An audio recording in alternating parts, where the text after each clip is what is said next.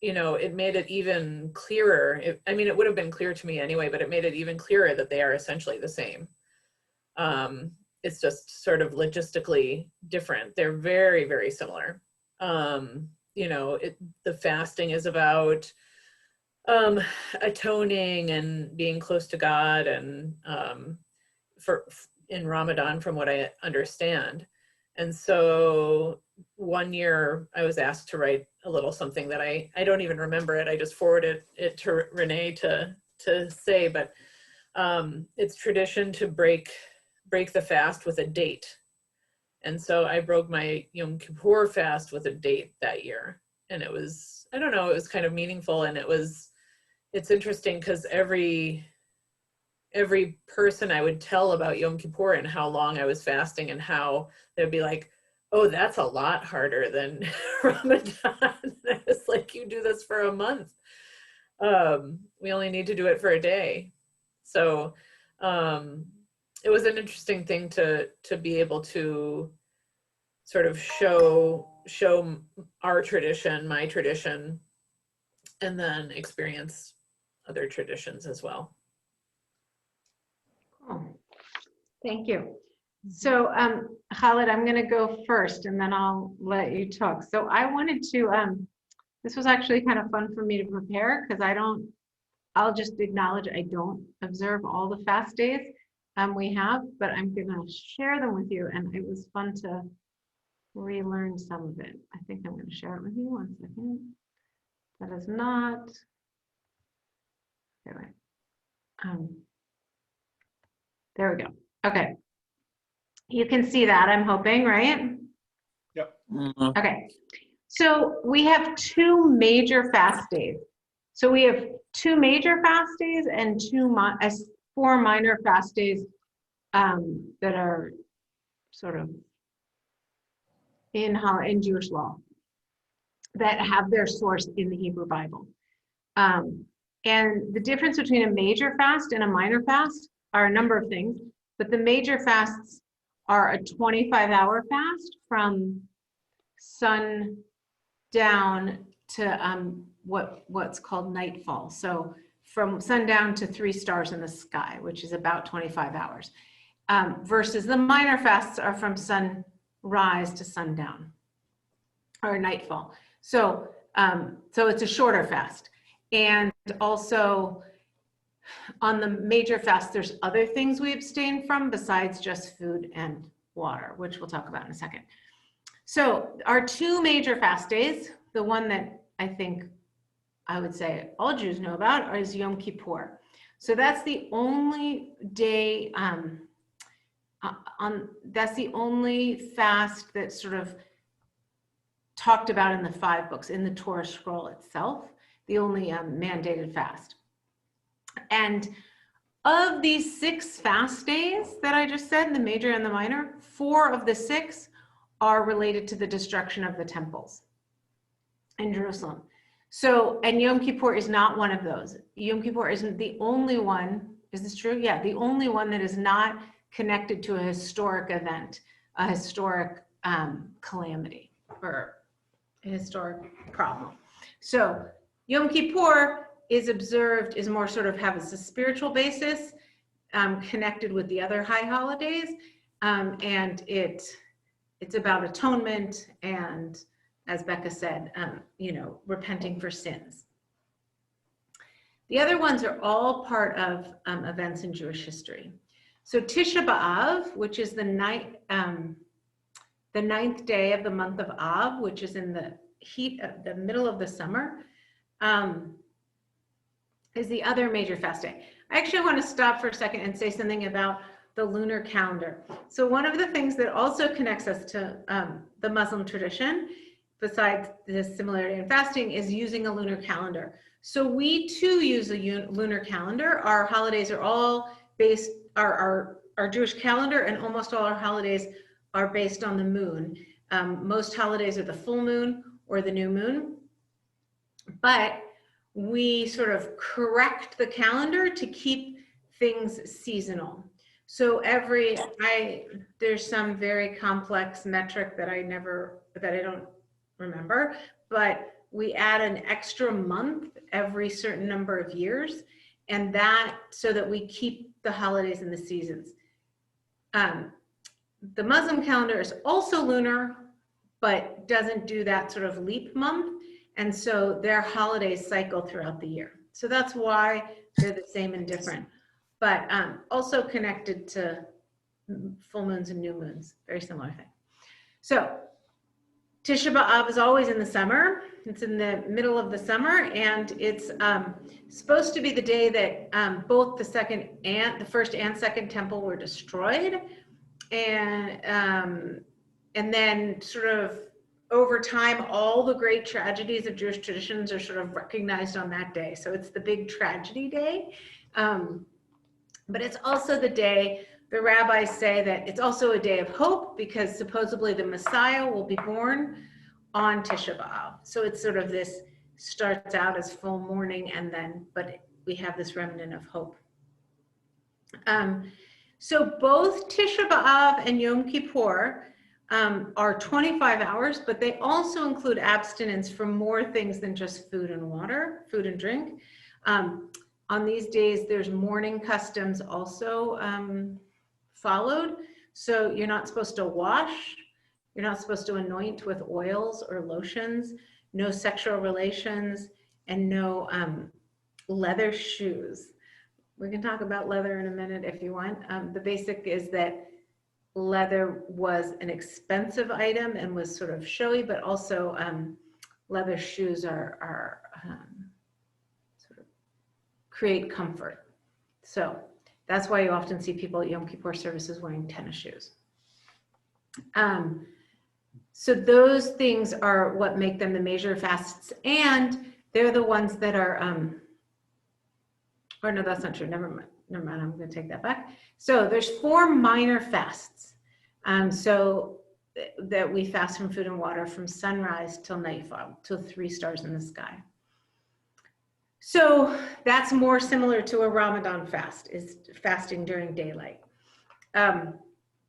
So the fast of Esther, which traditionally takes place the day before Purim, which I don't know, is not widely celebrated, but it is a pretty cool holiday because it's probably the only holiday that really follows after a woman, I think.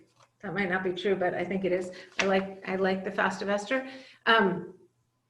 So in the book of Esther, it talks about that when the Jews were going to be killed by Haman, that Queen Esther says, how you can help me, everyone should fast and pray for me for 3 days.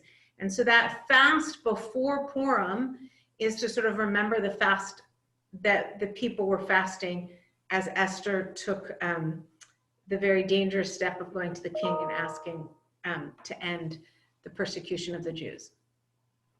So, and this holiday in some small circles have been reclaimed by Jewish feminists as a day to sort of notice either to do social justice or notice particular issues around women's issues and sort of uphold them around Purim. So that's the fast of Esther, also known as Ta'anit Esther in Hebrew.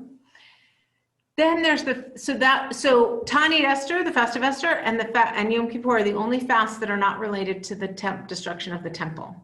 So then there's the fast of Gedalia, which is basically commemorating the events around the destruction of the first temple, and it comes the day after Rosh Hashanah.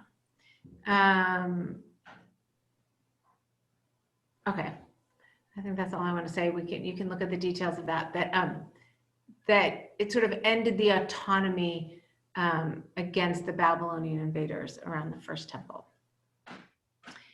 Okay, and then there's the 10th of Tevet, which is in January, soon December, January, like between Hanukkah and Tu B'Shvat. No, I messed this up. See, I don't celebrate Gedalia. Gedalia is this Gedalia is when they stopped having autonomy over the first temple, and the 10th of Tevet is the destruction of the first temple by the Babylonians. So first comes the sort of the end of autonomous rule, and then comes the destruction. So, and this day is supposedly the day that the siege began and the burning of that they started the siege of Jerusalem. And the 10th of Tevet, which is sort of contested by the rabbis in the Talmud about what exactly happened that day, which day exactly happened, has turned into sort of a general day of Kaddish in the modern state of Israel, where people say Kaddish and light candles for people's who have died, who we don't know the date of their death. So that sort of has been taken over as that custom in Israel. I don't know that people here do that, but maybe there's communities that do. Then the 17th of Tammuz starts the 3 weeks that lead up to Tisha B'Av. So there's a 3-week period before Tisha B'Av in the summer that that is a time of mourning and a solemn time where there's not supposed to be weddings. Some mourning customs are followed, and that this minor fast begins that period and ends with the major fast of Tisha B'Av. And this commemorates when the walls of Jerusalem were breached, which would lead to the destruction of the Second Temple by the Romans. So those are our fast days. So I want to say a couple more words and then I'll let people ask questions. But there's also other times that Jews fast that are private. So on the day you get married, you're supposed to fast until the ceremony. Some people fast. I didn't know this, but I guess some people fast on the yahrzeit of a parent or a special teacher. There's a tradition to fast if the Torah scroll is dropped and you're in the presence. I've actually heard that there should be fasting for 40 days after a Torah scroll is dropped. Other places say just everyone there fasts for 1 day. And then when I was preparing today, I read something which I didn't know about, but I wanted to include because I thought it was so interesting and cool, was that we fast, that they're in the Talmudic time, we fast to avert the consequences of nightmares. So it was believed that bad dreams could have big effects. So you would sort of avoid the effects of your dream by fasting. That is no longer an obligation, but I thought was interesting for those of us who maybe have bad dreams. So, and then there's other non-biblical fasts that are described later by the rabbis, which are don't have the same weight obligation as the other fasts from above. And that's sort of for the pious who want to do, especially pious things. And one is Yom Kippur Katan, a fast on the last day of each month, a minor fast for sort of atonement. And then one that there's quite a few that were decreed by the rabbis, and I just picked 2, is there's a fast of the firstborn the day before Passover, the day of Seder begins. And that's because the firstborn Egyptians were killed in by the 10th plague. And so there's a fast sort of Thanksgiving by the firstborn Jewish males who averted that decree. So, and I just want to say a couple things about why we fast. So we don't fast in Judaism because we're trying to punish ourselves. Here, I can stop sharing. We sort of fast for various reasons, either to avert bad decrees or bad things from happening, calamities, or to commemorate those, or to elevate ourselves. So just focus on the spiritual instead of on the embodied experience. I can say more about that if we have time. And then also, I think particularly on on Yom Kippur, is to recognize our mortality. That, you know, if we really fasted endlessly, that would lead to not being here anymore. So there's a certain recognizing of mortality and death on Yom Kippur. So, Francie's here. That's so lovely. Hello. So we have a small crowd, but are there questions about that before I pass it over to Khalid? I have a question. Sure. Well, I'm interested because this is, and I'm assuming you're also talking about this. I'm sorry I'm late, but I was on a 5.5 mile walk, so I'm proud of myself. Good for you. But this is also, this day also we're marking the beginning of Ramadan. And Yeah. did you talk about that already? We're about to talk about that. So it was Paul's brilliant idea, because I've been teaching every month, Francie, and so when we're coming up with topics, there wasn't really, you know, a holiday specifically this month, and so he said, well, what about, it's the first week of, I do the third Thursday, so it's the first week of Ramadan, so he said, why don't we talk about fasting? And I think the minor fasts are not something we talk about that much, and then I said, well, we shouldn't just talk about Jewish fasting, so I invited my friend Khalid here, who's going to talk about Ramadan next, on what I didn't hear. and we wanted to talk about sort of what our experiences of fasting are and why, you know, how they're similar, how they're different, and then I didn't hear the name. Who's speaking? Khalid is right, and he Khalid. was resettled by JSS in 2018 from Afghanistan, and 2017. oh, 2017. I'm not giving you enough time. Wait, so you're getting getting close to 5 years? Yes. No, Well, on December. December is 4 years or 5 years? Like, no, I still here December 2017. Okay.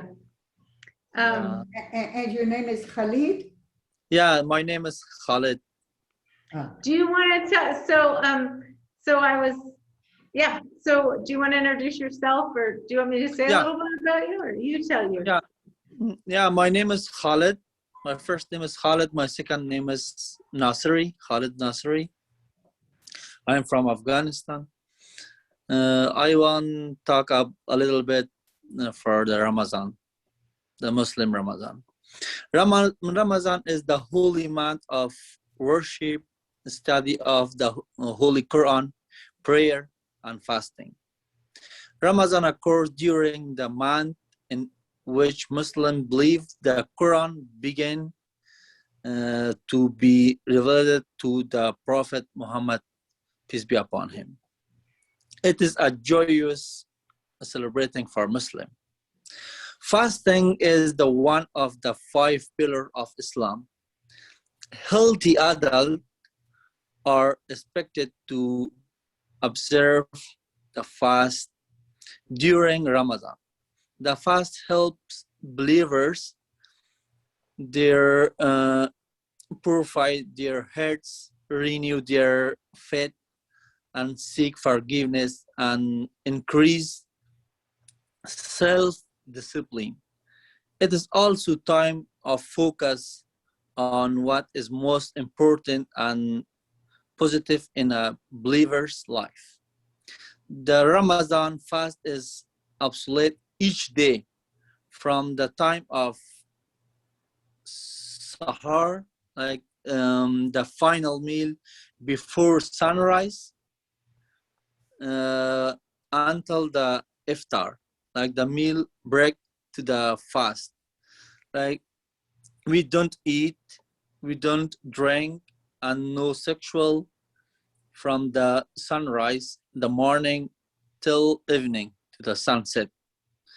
We don't eat, drink, anything. And Muslim abstain from all food and water. Nothing may be consumed during these hours. Believers are also encouraged to abstain from anger and to show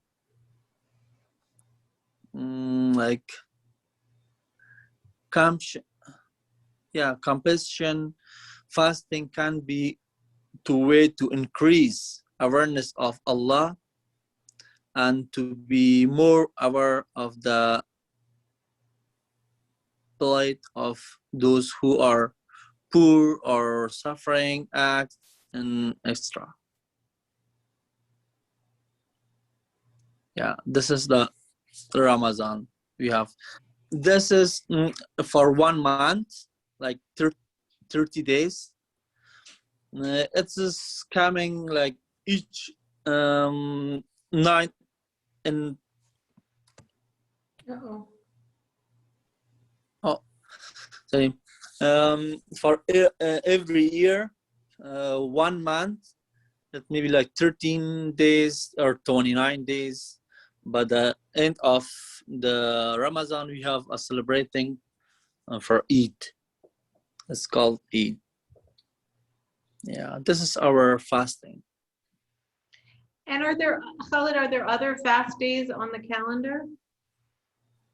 Are there other times Muslims No, just this is this fast, like everybody need to the adult healthy, not like somebody was sick or they have some stomach problem, they don't have to. But the healthy and the adults, they have to fast in every year in this month. But if you want, we have another fasting like every month, like the 14 of the 15, the each month, 14 of the 15. If you can fast, you can fast, but it's not necessary. So Yeah, similar to our Yom Kippur Katan. yeah, just like the similar. We can't eat, we can't drink, we can't like sexual things like this. Yeah. I have a Fasting means question. So if you are too ill or you have some sort of where you can't fast, are there other things that you do instead? Or do you just like try and reduce the amount that you eat, or you're just... no, we don't to eat, we don't to drink, and we have to do do good things, and we have to like pray to close to God. We are most pray, a lot of pray, like at midnight, during the day, 5 times we can pray. But it's very important, and our believers, the Ramadan is very close to our gods, to Allah. Okay, so even if we can someone is sick pray. and they are unable to fast, they still have prayers and good deeds that they can perform. And that's super similar to us. I mean, people who, you shouldn't fast on Yom Kippur, you're ill, or if you're or pregnant women are. Yeah, Yeah. the pregnant woman, the very older, Right. because they can't. Yeah, but we have give some like sadaqah. It's if they have good economic, they give some money for the church. We have masjid for the Islamic center, or the poor people. They give them some money for the older people or pregnant or some sick people. They don't have to like fast. I have a question about what is the age that you are considered an adult? In my understanding, in Judaism, you're considered adult at 13. Yeah. Maybe 12, for girl can be bat mitzvahed at 12. And then for Muslims, what is the age that you consider? For the Muslims, maybe we know that with the boy or the girls, they how I should do it. if the woman if get their period, get their period is the young, like 14s. Maybe my son is like my daughter's 14, but she don't fasting now. Maybe it depends to the situation of each person. Maybe 14 years, maybe 16 years, maybe 18 years. But it starts most common starts from 14. Yeah. So who feeds the children? What is there something typically that they eat, or is there something simple that's prepared ahead of time for young people or older people to eat? My son is like 12, but he talked with his mom like yesterday he was fasting, but today is not fasting. Maybe one day fasting, one day not, because they are ready for the next year or the 2-3 years. They are like ready. Just maybe in this Ramadan they take like 10 days or 5 days. Maybe for the next he will be 13. Maybe he take like 10 days for the next Ramadan. When maybe 16, maybe he will give that all of Ramadan. Take the olive. So Paul, I bet you all the Jewish mothers on this call have spent Yom Kippur feeding their young children. So I understand that I think that a woman starts fasting, or a girl, at the time that her menstruation first begins, and then and then you said an older woman doesn't fast. Is that when she's done menstruating, or just when she decides she's too old?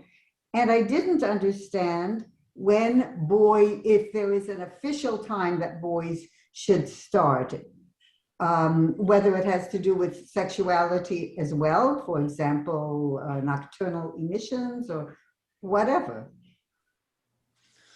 If the older woman like my grandma, if she can fasting, she can.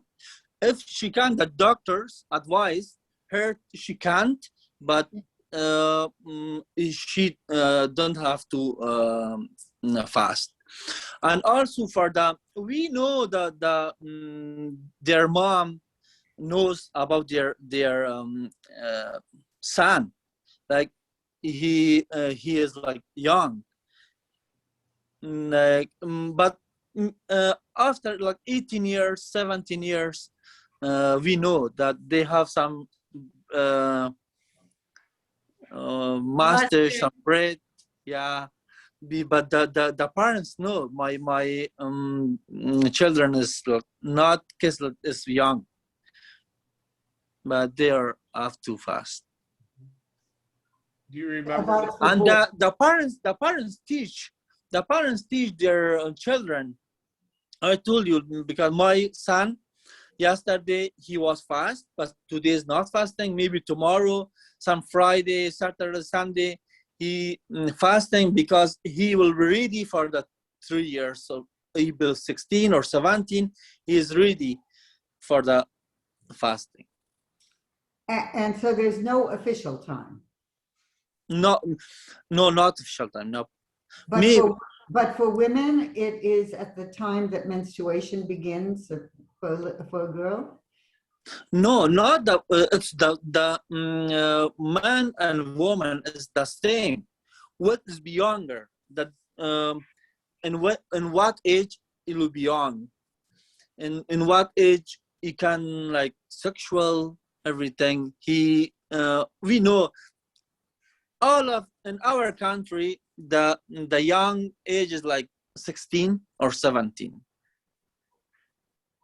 And it sounds like you build up to it. Every Yeah. year you get a little more. Yeah. About the 18, when he got the 18 years, he have to fasting. Hamad, what did you do professionally in Afghanistan? That's interesting. What was your work in Afghanistan? Yeah, I was for 3 years. I was teacher there. After that, I was working like 9 years in the military with the U.S. Army. I worked with the U.S. Army for 9 years. Mhm. And Before them, I was teaching. you did something interesting about identification with the military. Didn't you do something about Biometric. Biometric. Yeah. Yeah, making ID cards. When you take the passport, when you make ID card, we take your fingerprint, your eye print. That I work in that sections. Yeah. Interesting. Marilyn, yeah. I have a question about when you have a job, and I'm not talking about Afghanistan as much as I am this country, for Muslims who are working, and then it's the feast or the fast of Ramadan. Are there any allowances that need to be made? Is it difficult to work all day and be fasting? Yeah, it is. When I came here in 2018, I worked in the web crafters company. We make the books. That was very hard for me because I standing from the 7 up to 4. But that's a little hard. No drink. That's very hot. The Ramadan coming each year, like 10 days before. Last year, today and this date, the Ramadan was the 13. For the next year, it will be our 10 or 13 days. But the last year, we didn't fast like in this time. When the 2018, I worked at the web crafters company, they're very hot. The machines, and we put the packing the books. That's very hard for me in that time. But we can pray. We talk with manager. They are breaking, and 1 o'clock they are breaking to the lunch. But I was praying there for my breaking. And then can I ask one more question Yep. about the praying? And as I understood it, you pray 5 different times during the day. Yeah. And Yeah. during this time, is there any different requirement about going to the mosque, or you pray as you would any day? No, we don't have to go to the mosque. We have to go to the on Friday, praying Friday. It started like 1 o'clock. The all of people go to the mosque, but we can pray 5 times in a day. Early in the morning, before the sun rising, and 1 o'clock. From 1 o'clock up to 3, it's the second time, and the sunset is like the third time, and the evening, the sunset down a little dark, it's the fourth time, and the night, it is that. You can pray in a clean place, clean rocks or clean place. You can put like paper, clothes, everything is clean. We can pray. I have a calendar question, Khalid. When you say the 15th of the month, is the new month start with the new moon or the full moon? Like each month is like 12. 1 year I have 12 months. Yeah. Each month, the 14 or 15, if somebody is, we want to close to be the God, more worship, more prayers, but they want, it's not necessary for everybody. Just if you want, you can, like in the 14 and 15, each month you can pray. You Right. can Is fast. the 14th and 15th the time of the full moon? Yeah. Yeah. Yeah. So this is the same as us. Our holidays often are, right. The middle of our month is also the full And moon. also the Ramadan coming from the moon years, Yeah. because today's our third days. Our next year will is coming like sooner. Yeah. This date is maybe like our 13 Ramadan.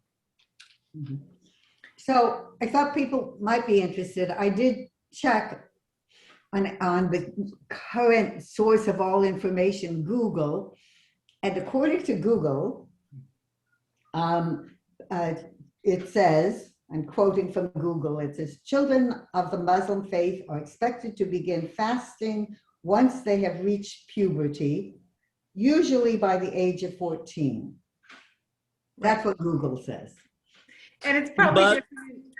yeah, it's different to the each country. Maybe the US economic is good. Maybe the 14 age is the boy is younger. Of the poor country, maybe it's the 16. Mm, Right. So it said usually, it didn't say always. yeah. And I think different countries have different traditions too. Yeah. Khalid, But, do you remember the first time you fasted? Yeah, I remember I was at the 8th grade at the school.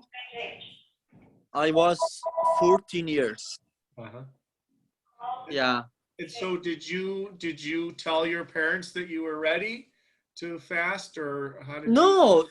No, just I told you my the kids, when their parents teach them, they like fasting. I told my parents every night, if we pray at the midnight, like 3 o'clock at night, the midnight, we can eat something before sun rising, 1 hour before sun rising.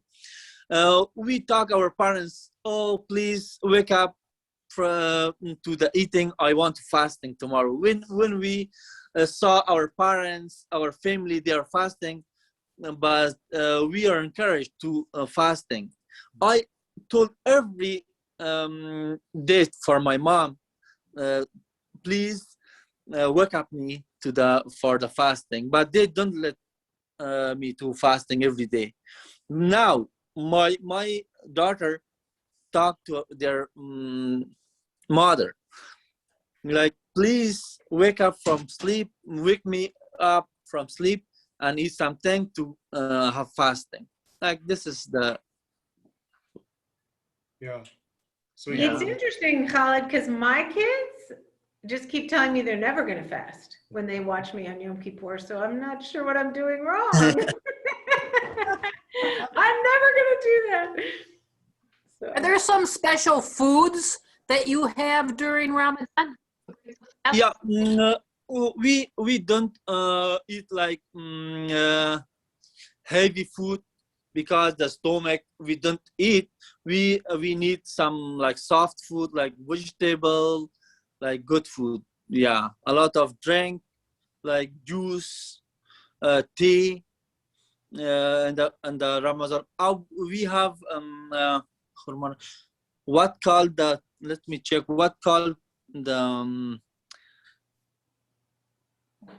Renee, do you remember you bring for us? The what? You bring for us the Ramadan, you remember? Oh, the date. Yeah, the date. Yeah, date. Yeah, the date is very, yeah, we use the date, and we have some good, like, healthy food, not junk food. The women's, I used to go, when there wasn't a pandemic, in Madison, well, I'm sure there's more, but there was a community women's iftar I was invited to for a number of years, and each Saturday night, a different group of women would cook. So like, it might be this week the Afghan food, and next week Middle Eastern food, and the next week African food, and it was amazing. Like, yes, a whole Yeah. spread, but always starts with dates, right? If the pandemic is done, I will invite you and your friends. We make some Afghan foods. Yeah, yeah. Yeah. So didn't Bonnie Margulis have an iftar event today, or is she going to? Because I wanted to go to that. Yes, I will say, Francie, I am on Zoom so much that I don't go to a lot of those things, but I did see that it's happening, but I don't usually sign up for after work Zoom. Well, if you still have the link, or if anyone has the link, if you would send it to me, I would like Okay, to. I'll look for it, yeah. Because I've lost it somehow. So I'm curious by other people on the call if you've ever fasted and what it's like. And, you know, I hear Muslim friends sometimes say it's joyful, and that's not usually my experience. I find it really hard and tiring. I feel like it actually feels like it gets easier every year, but I'm curious by what other people think. Yeah, I'm very thirsty. Thirsty, yes. Yeah. You know, I will tell you, maybe it's too personal, but when I was nursing, I fasted, but I didn't eat food, but I drank. And if you drink, it's so easy. I don't know. If you want food, it's so easy. It's much easier. Yeah. So what about other people? Have other people fasted? Do you have any? I think we I probably agree all that it fasted. gets easier when you get older. Yeah. Because I think you mentally kind of prepare for the fact that you're going to be fasting, and you know, you get smarter about not eating salty food for the evening meal before the fast starts. And you asked what people think. I remember kind of being pretty proud the very first time that I fasted, because I thought, you know, that was pretty significant part of, you know, your religious bringing up, or like whatever that right term is. And so I thought, oh, okay. And then it struck me, oh, once you do it, you have to do it for the rest of your life. But I remember thinking that was pretty neat. Well, what about, I'm wondering about in Jewish tradition, if there was a more of a strict time, you know, for bar mitzvah is the time when you have to start fasting after your bar or bat mitzvah. And then what about older adults or people who might have conditions? Is that just a thing that we know, or that you would talk to your family or rabbi about? And or was there something? Yeah, and I think, I mean, there's a really strong principle of, you know, not compromising health for Right. fasting. Yeah. So I think there's people who try and do it who shouldn't. I mean, I also think a partial fast, I think some people do that if they can't do, you know, like I said, those years I would drink but not eat.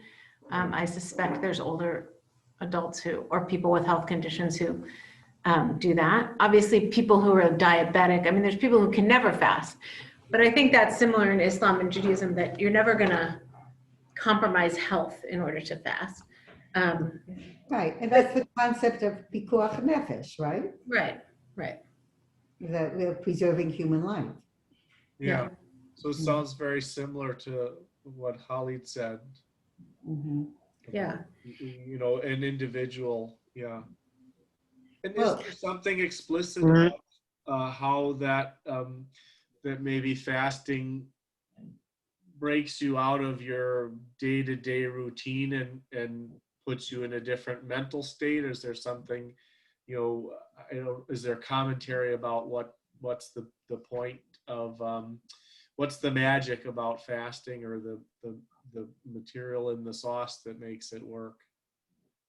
Well, I mean, I find it interesting too, because all religious traditions, or most, have fasts. You know, I mean, it's not, and so it's sort of an interesting thing that it crosses cultures. Right. So a few things in Judaism is, one is on Yom Kippur to focus on the soul and not the body. Now, what people often say is like, but I'm thinking about my body more because I'm hungry and thirsty all day. So one thing is not to sort of have to notice the temptations of the body, and to learn discipline around it by noticing it that day. Also, to be like an angel, because angels are non-corporeal. I'm not saying that right, but yes, thank you. And so to be like the angels in that way, and also to not make our souls comfortable. So things like comfortable shoes and washing and oils and food give us comfort, and to sort of notice that we have to, so it makes us notice that like we're not, you know, we have work to do, and not to comfort our souls too much, but to sort of push ourselves. So I think those are some of the. Is the Christian has fasting? You know, what I know about Christian fasting is that it's, and I could be wrong, but I don't think there's a day, but there's sort of like fasts people do, kind of like what you were saying, once a month. You know, a choice fast, like when you're trying to be pious. And there's a lot of aestheticism in Christianity that Jews don't have, of like the value of like, you know, almost like discomfort. So I don't think there's a specific thing, but I think there's Buddhist fasts too, aren't there? Absolutely. Yeah. Yeah. And I don't know much about American Indian spirituality, but I do know that young boys, as they go to men and at different times of their lives, to go on vision quests and to not be, you know, to deprive themselves of food. So it probably goes back maybe tens of thousands of years, this tradition. So it's survived and you know, had similar, it sounds like similar meaning throughout all those years. So I think it goes back to the concept of that we're all one, and we share in different ways. We share some traditions, and that in our tradition, our central prayer ends with the word one in emphasis, the Shema, that God is one. But it also reminds us that we're all one. So I remember when Roz responded to your question, Rabbi, about fasting for her. For me, I never heard about fasting growing up, because I was raised by two people who were Jewish, but believed in that organized, as my father used to say, organized religion is the opiate of the masses. So they were Jewish socialists and members of, they met at a group called the Yipsels, the Young People's Socialist League. And he would say, organized religion is the opiate of the masses. But, he would add, you should remember you are a Jew, because we, the Jewish people, gave the sense of justice to the world and doing good in the form of the 10 Commandments. So remember you are a Jew, but remember organized religion is the opiate of the masses. So I had no idea what it was. I was looking for spirituality, and we lived high in the mountains near an Indian reservation. So I used to go to visit with the Indians and observe their spirituality. They were Miwok Indians. And then there was a Catholic priest who came up the mountains once a month to bring mass to the Indians.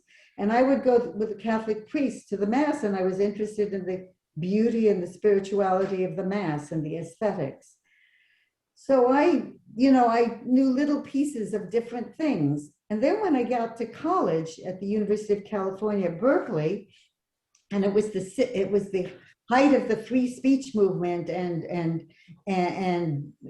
people were doing all sorts of crazy things. I decided, well, maybe I should find out what it is to be Jewish. So I went to Hillel, and I didn't know what was going on. But I remembered I had heard that this was a day that Jews fasted. So I decided I would not eat, I would fast.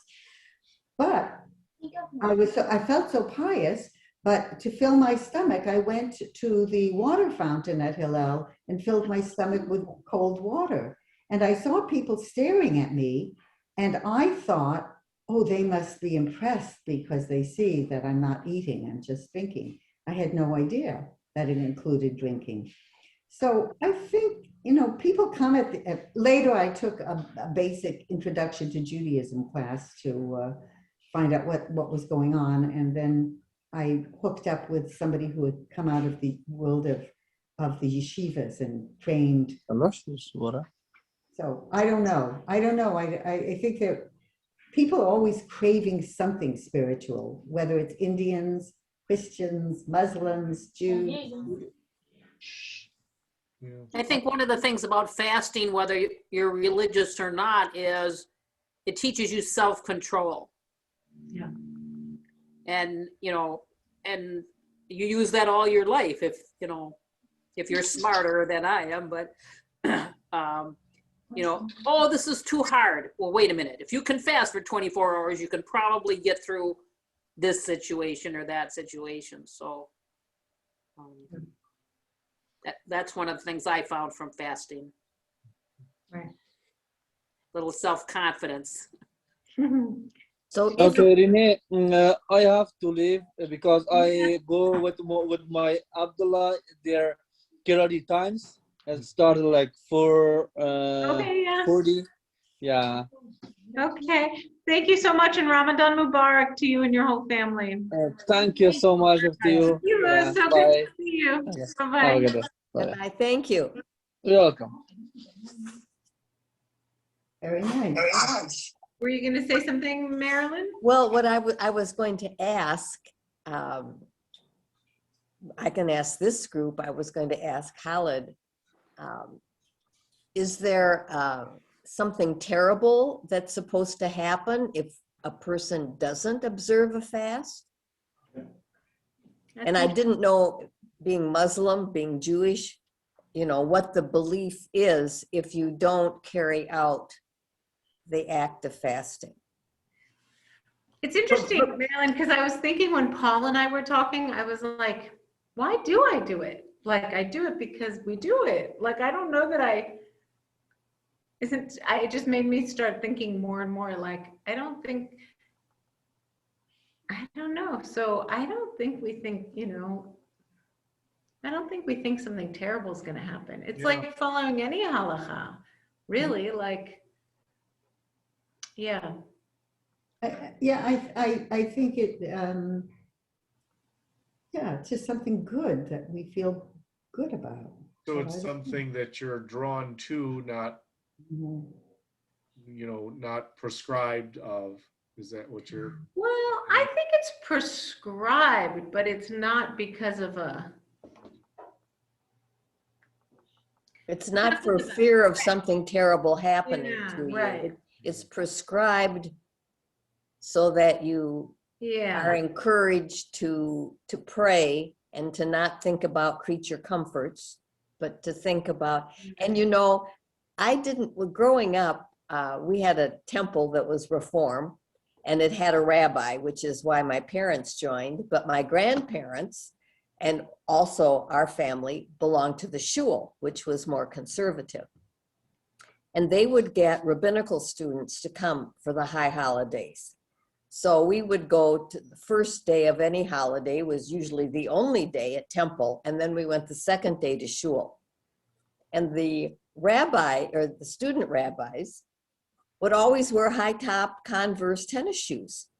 And I was young and I didn't understand not the leather. So I used to just think it was because they had to walk. They wouldn't ride. They would have to walk and they wanted comfort on their, I didn't know till much later about the leather being, I heard it not so much comfort, but the leather indicated wealth. Yeah, right. I think that's a big thing. Yeah. Yeah, yeah. So it's interesting how we grow up. I mean, Francie had her experience, Roz. I mean, we've all had, you know, how we experienced it. Yeah, it is interesting. Well, thank you guys so much. And I'm sorry more people weren't here to hear Khalid, but I'm so glad you guys were here. And yeah, it's really interesting. So Yeah, really nice. And it's nice to see the connections between yeah. all of us and that you foster. So thank you. And when he talks about Allah, I always think how some of our words for God are the same as in Arabic, because we say El, and he says Al, he says Right. Al, and then Allah. And Sadaka, it's not the same, but the word is very similar. And he said Yes, it. right, Yeah. it is. Right, and of course, there are many Arabic words that are the same as Yeah. in Hebrew because they're got cognate languages. So, like I mean, I Shalom, think we're Salam. much, right. I think Islam and Judaism are much more similar in the way they operate than Christianity and Judaism. I But agree. yeah. I So agree. thank you, Paul. This was your idea. It was really fun. Yeah, thank you. Yeah. Now I'm gonna, maybe, I shouldn't say that, but maybe I'll fast for Gedalia sometime, but I don't know if I will, but. Well, I always say that the kind of food you eat on Yom Kippur is called fast food. Ah. Ah.